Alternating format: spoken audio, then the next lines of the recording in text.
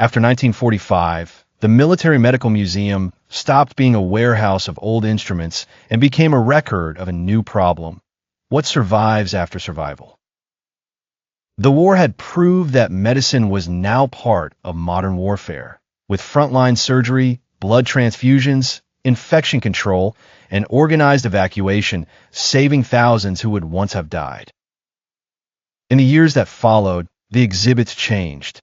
Artificial limbs, spinal braces, X-rays, burn dressings, and rehabilitation devices told a different story from the trenches of earlier wars. The central question was no longer only how to treat the wounded, but how to return them to life, to work, and to society.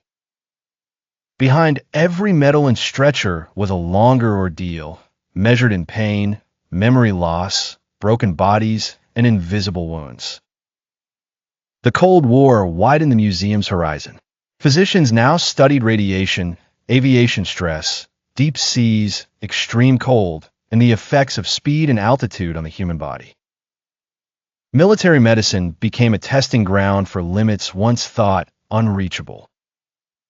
Research that began with pilots and soldiers helped shape later knowledge in emergency care, environmental medicine, and even space medicine. The line from battlefield to spacecraft grew surprisingly short. Vietnam added another lesson. Helicopters transformed evacuation, turning minutes into a medical frontier. Speed could decide whether a wound became a recovery or a death. Later wars in the Gulf, Iraq, and Afghanistan pushed this further with better monitoring, faster communications, blast injury treatment, and long-term rehabilitation for traumatic brain injuries. Yet the museum also had to preserve what could not be celebrated. Some rooms held records of error, coercion, and ethical failure, reminding visitors that scientific progress in war has never been innocent. After World War II, consent, human rights, and medical responsibility became part of the story itself.